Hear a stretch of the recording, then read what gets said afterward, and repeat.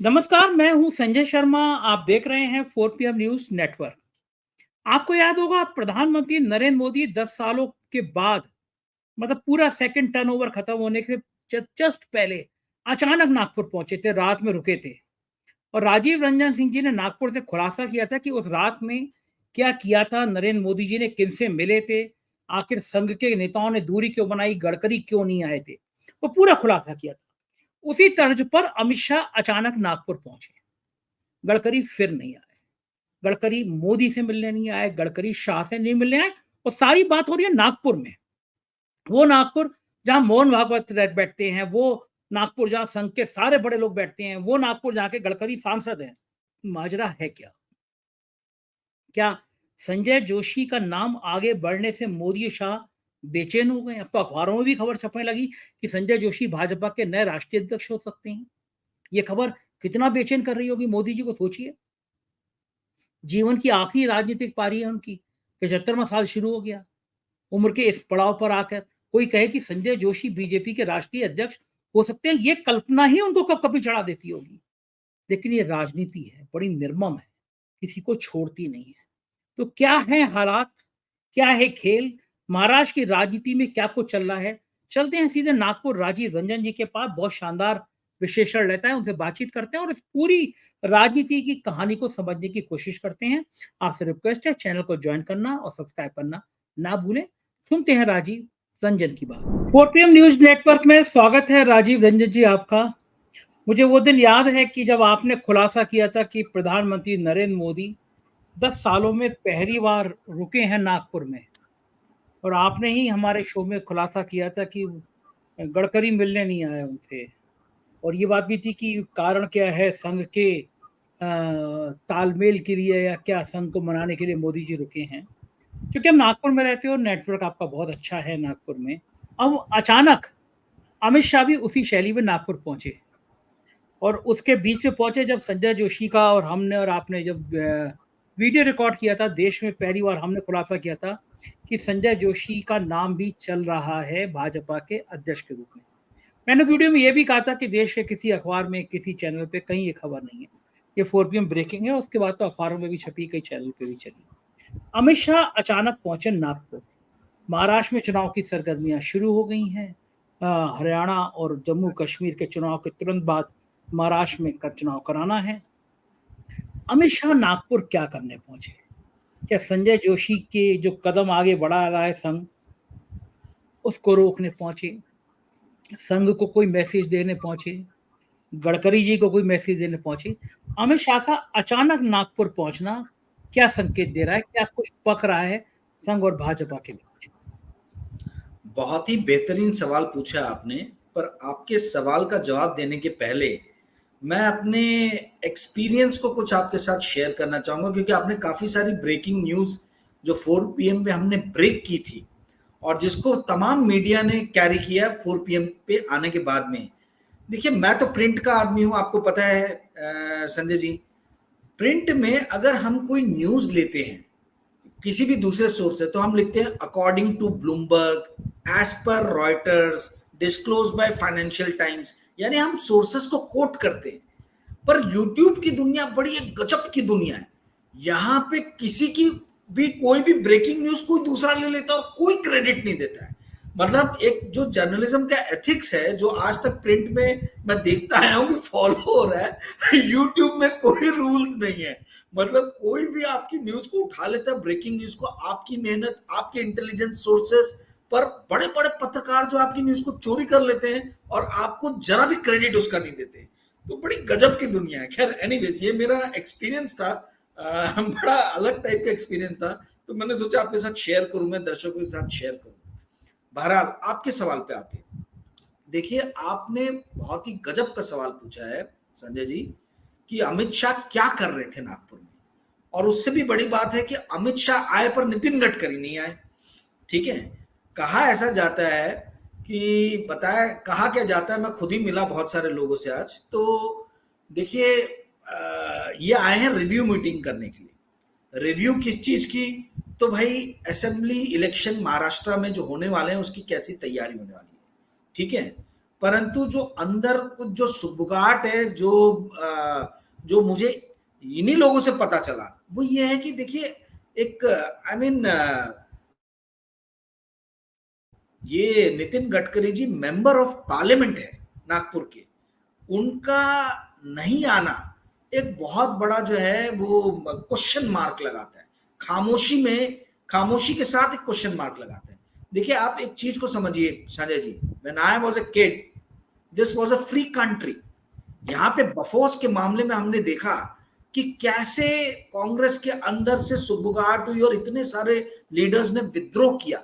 वो एक फ्रीडम का एक्सप्रेशन था। वीपी सिंह आए, है ना, अरुण सिंह आए, मतलब ये अलग अलग टाइप के जो लीडर्स हैं इनका उदय हुआ, ठीक है, जो कांग्रेस के साथ में रिलेटेड थे। पर वही चीज जनता दल में हमने देखा, वीपी सिंह के अगेंस्ट पे सुगबुगाहट हुई तो उससे लालू यादव अलग हुए, समाजवादी पार्टी अलग हुई, देवी गौड़ा जी अलग हुए, अलग अलग बहुत सारी पार्टीज बनी, बीजू जनता दल बनी। पर मैं पहली बार भारत में देख रहा हूं कि शीर्ष पे बैठे हुए नेता के खिलाफ बहुत ज्यादा अंदर पार्टी के अंदर में गुस्सा बोल लो या असंतोष बोल लो वो है, परंतु कोई भी खुल के सामने नहीं आ रहा है। अब आप ये बताइए कि रिव्यू मीटिंग के लिए अमित शाह जी किस कैपेसिटी में आए?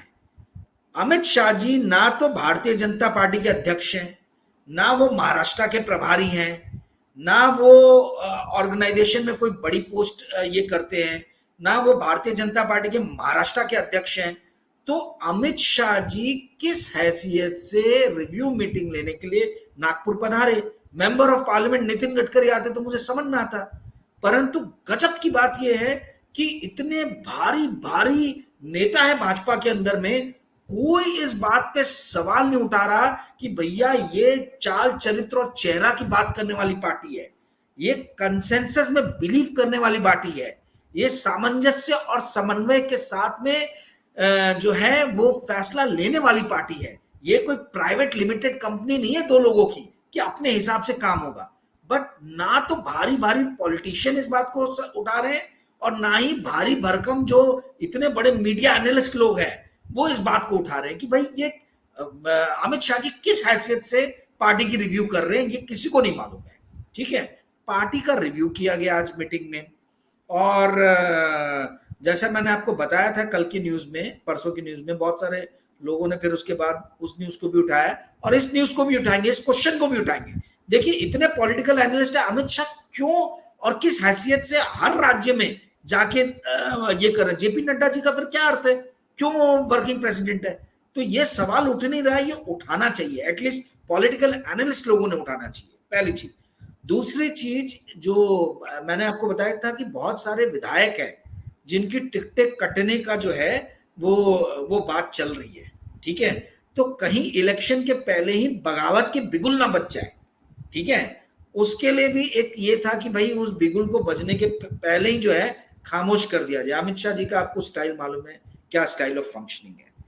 तीसरी चीज, एक ये सिग्नल देना चाहते हैं आरएसएस को भी कि देखिए मैं तो आपकी जगह पे आया हूं और मैं पार्टी की रिव्यू मीटिंग ले रहा हूं और आपके चहेते नितिन गडकरी नहीं है इस मीटिंग में। और देखिए जितने बड़े बड़े नेता हैं महाराष्ट्र के, सब हाथ जोड़ जोड़ के मेरे को जो है मेरा स्वागत कर रहे हैं। तो ये आरएसएस को भी इन्होंने एक हिंट दिया है, एक सिग्नल दिया है। तो कुल मिला के जो है अभी आज वो नागपुर में है, कल वो आगे जाएंगे, संभाजी नगर में जाएंगे, नासिक का भी दौरा करेंगे, अलग अलग जगहों पे वो जाने वाले हैं जो मुझे जानकारी दिया यहाँ पे नेताओं ने। परंतु ग्राउंड लेवल पे भारतीय जनता पार्टी के नेताओं के अंदर बहुत ज्यादा सुगबुगाहट है कि अमित शाह जी किस हैसियत से, किस कैपेसिटी में रिव्यू मीटिंग ले रहे हैं। वो इस देश के गृह मंत्री हैं, वो अगर नागपुर में आके सीआईएसएफ की मीटिंग लेते, सीआरपीएफ की मीटिंग लेते, होमगार्ड की मीटिंग लेते तो समझ में आता ये नेताओं की मीटिंग वो क्यों ले रहे हैं और नितिन गडकरी इस मीटिंग से क्यों गायब है। जी संजय जी। अच्छा तो बताइए कि नितिन गडकरी को ऐसे तो पता नहीं होगा कि अमित शाह आ रहे हैं, प्रोग्राम होगा, पहले से तैयारी हुई होगी, गडकरी जी क्यों नहीं आए होंगे? क्या गडकरी जी को लगा होगा कि मेरे नागपुर में आके ये मीटिंग लेना, अमित शाह उसकी अध्यक्षता करें, गडकरी सामने बैठे हों, वो भी नागपुर में बैठे हों, ये गडकरी को शोभा नहीं दिया होगा कि भाई मेरा नाम अब अगर मोदी जी हटे तो मेरा नाम प्रधानमंत्री के लिए चल रहा है। तो वो स्वाभाविक कंपटीटर है, जिस तरह योगी आदित्यनाथ मोदी के स्वाभाविक कंपटीटर हैं, उसी तरह गडकरी भी मोदी के स्वाभाविक कंपटीटर हैं। तो उनको लगा होगा कि भाई मेरा मेरा तुलना जो है आमने सामने बैठ के होनी चाहिए, बजाय वो मीटिंग ले मैं वहां बैठा हूँ। कारण क्या होगा, गडकरी इस मीटिंग से क्यों गायब रहे होंगे? नागपुर में मोदी जी आए पिछली बार तो गडकरी गायब थे, अमित शाह आए तो गडकरी गायब है। गडकरी का इन दोनों नेताओं से ये दूरी बनाना और खासतौर से नागपुर में दूरी बताना, जहां मोहन भागवत जी रहते हैं, जहां संघ प्रमुख रहते हैं या संघ के बड़े बड़े पदाधिकारी रहते हैं, वहां पे भी ये क्लियर लाइन दे देना कि हम अलग हैं, ये बीजेपी के अंदर क्या संदेश आता है? नहीं, देखिए, गडकरी साहब अलग नहीं रह रहे, इनको अलग रखा जा रहा है, अलग थलग। और ये जान के बार बार जो है ना एक सिग्नल दिया जा रहा है। आप इस बात को समझिए, नागपुर के वो सांसद हैं, नागपुर के सांसद रहते हुए नागपुर में यदि रिव्यू मीटिंग हो रही है, तो अमित शाह आ रहे हैं जो गुजरात में कहीं से सांसद हैं, ठीक है, गांधीनगर से सांसद हैं, वो गुजरात के सांसद आके रिव्यू मीटिंग महाराष्ट्र में ले रहे हैं। अरे भैया, महाराष्ट्र की लड़ाई हम मराठियों को लड़ने दो आप।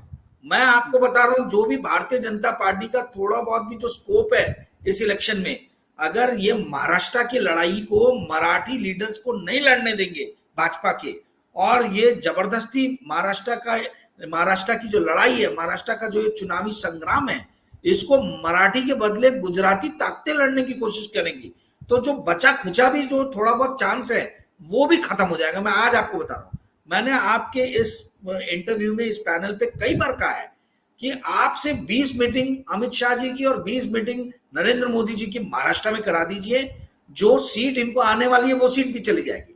परंतु मुझे नहीं मालूम भारतीय जनता पार्टी के महाराष्ट्र के जो रीजनल लीडर्स हैं वो क्यों इतने डरे हुए हैं, क्यों इतने घबराए हुए हैं, कोई मुंह ही नहीं उठा रहा। इसीलिए मैंने आपको बोला स्टार्टिंग में, जो इंग्लिश में एक फ्रेज दिया है, वो इसीलिए दिया कि पहले एक फ्रीडम हुआ करता था इस देश के अंदर में, एक फ्रीडम था। राजीव गांधी सरीके मतलब आदमी जो 400 के ऊपर सीटें लेके आया था, उसके खिलाफ जो है अरुण नेहरू जैसा उनका एकदम खास जो है, वो उन्होंने बगावत के बिगुल बजाए।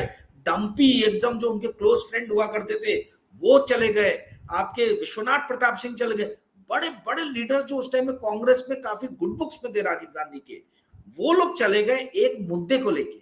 और आज ये भारतीय जनता पार्टी जो इतने सालों से 1980 से जब से बनी है, चाल चरित्र और चेहरा की बात करती है, इसके अंदर में लीडर्स के अंदर में क्या इतना चरित्र नहीं रह गया, इतना कैरेक्टर स्ट्रेंथ नहीं रह गया कि वो प्रश्न पूछे कि भाई हमारा सांसद, नागपुर का सांसद नितिन जी गडकरी क्यों नहीं है इस रिव्यू मीटिंग के अंदर में, और क्यों अमित शाह जी किस कैपेसिटी में, किस हैसियत से ले रहे हैं, नड्डा जी क्यों नहीं है इस मीटिंग के अंदर में। ये सवाल पूछा जाना चाहिए। ये जमीनी कार्यकर्ता पूछ रहे हैं, पर जमीनी कार्यकर्ताओं के जो लीडर हैं वो एकदम चुप हैं, उनको लग रहा हमारी टिकट कट जाएगी। तो इतना भय, इतना डर, ये भय के साए से निकलने की जरूरत है। ये जो आत्म भय का जो लबादा इन लोगों ने ओढ़ लिया हुआ है, ये खुद ही एक डर के साए में ये लोग जी रहे हैं। इस डर के साए से भारतीय जनता पार्टी के लीडरों को बाहर निकलने की जरूरत है। एक लीडर यदि सिर्फ खड़े होकर बोल दे, अब मौन तोड़ दे और बोल दे कि साहब आप हमारे शहर में आए हैं, आप हमारे सांसद को लेके आइए और फिर बात कीजिए, तो आप देखिए कैसे कैसे जो है पूरा का पूरा सीन पार्टी के अंदर में बदल जाएगा। आज डेमोक्रेसी पार्टी के अंदर में नहीं है, प्राइवेट लिमिटेड के रूप में भारतीय जनता पार्टी काम कर रही है।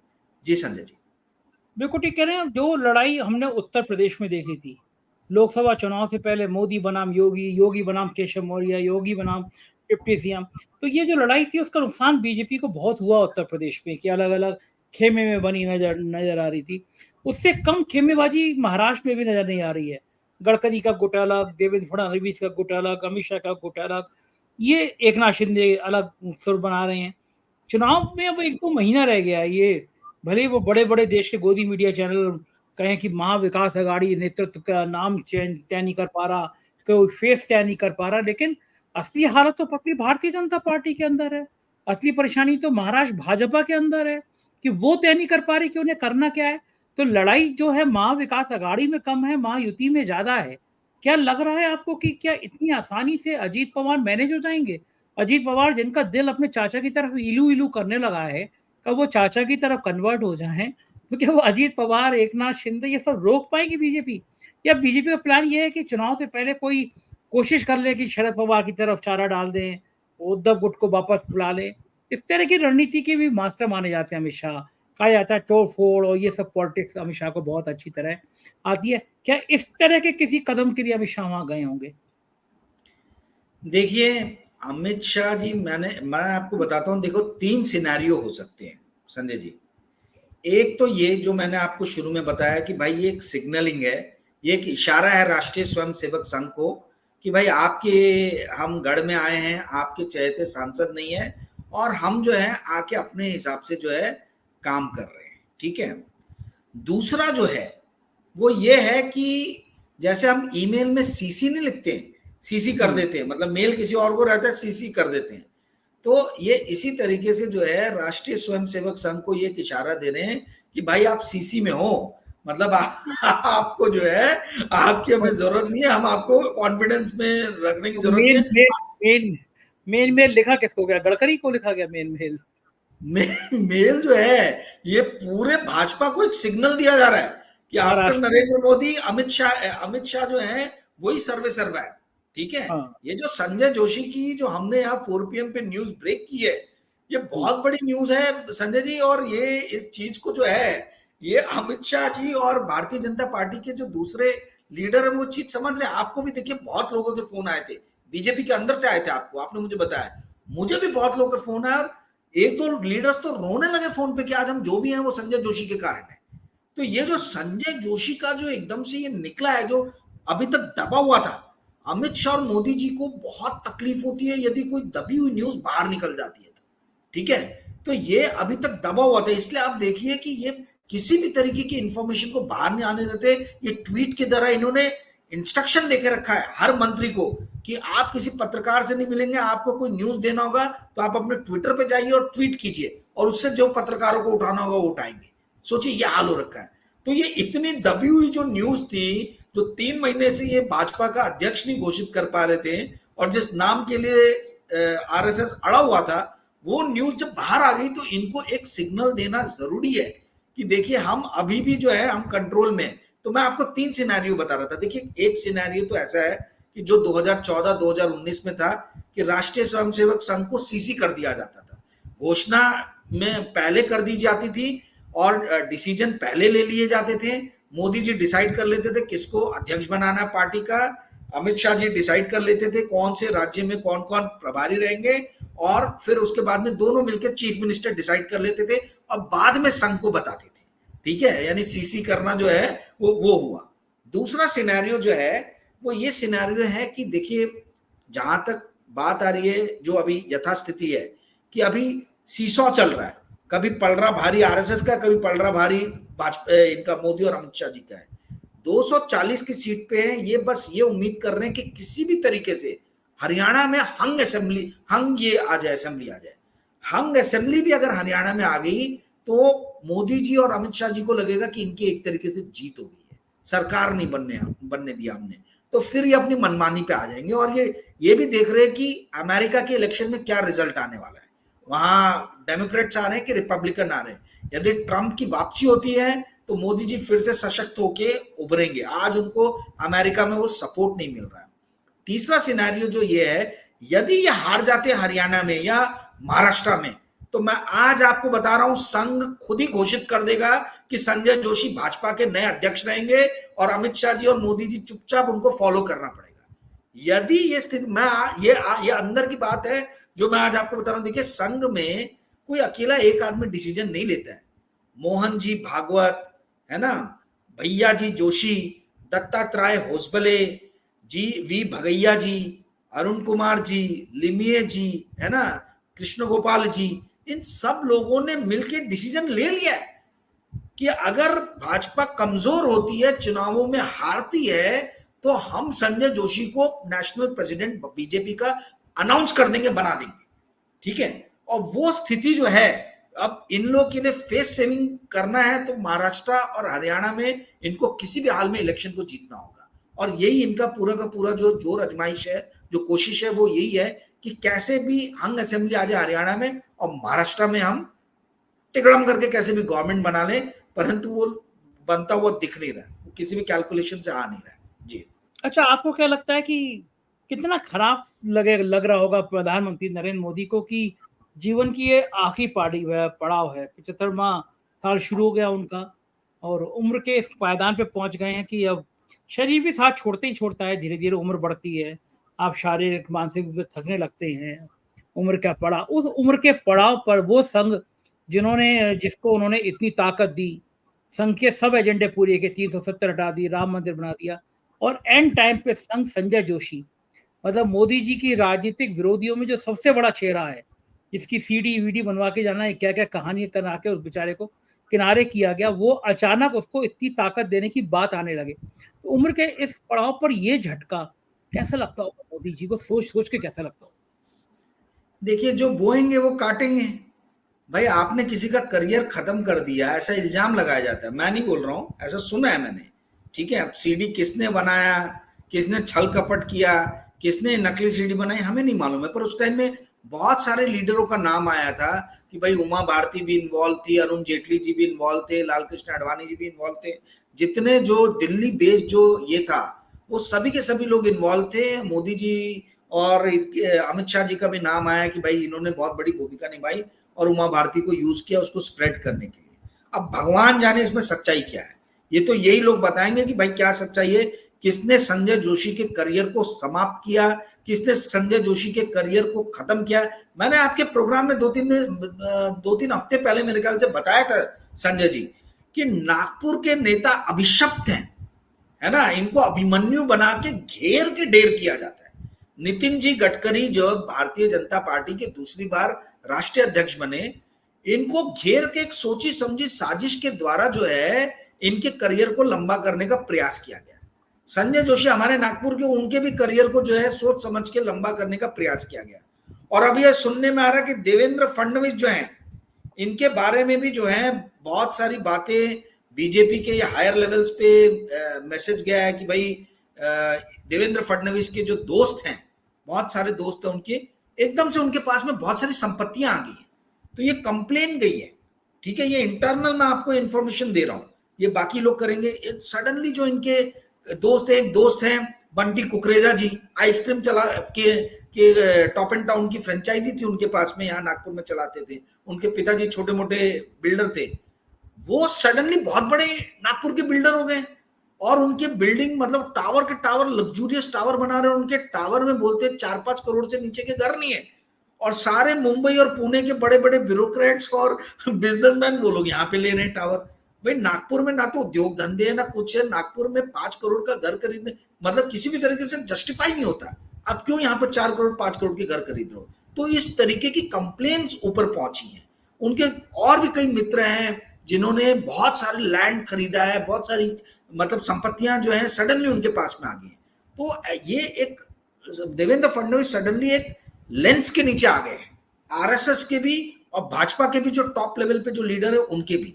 अब देखिए, मैं किसी भी तरीके की शंका जो है देवेंद्र फडणवीस या उनके मित्रों के ऊपर में नहीं डाल रहा हूं।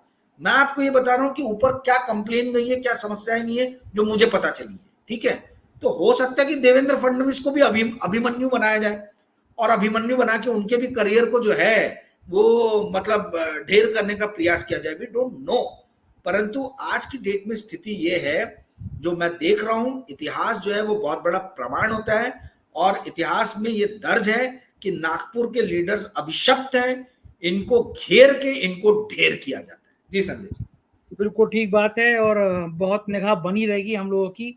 बहुत बहुत शुक्रिया राजीव भाई, इतनी सारी बातें करने के लिए, जानकारी देने के लिए, थैंक यू। तो ये थे राजीव रंजन जी और ये विस्तार से समझा रहे थे कि नागपुर में आके कौन सा खेल खेला अमित शाह ने और कौन सी रणनीति बिछाई नितिन गडकरी ने। मुझको यकीन है बातचीत पसंद आई होगी, राय से अवगत जरूर कराइएगा। शुक्रिया, थैंक यू।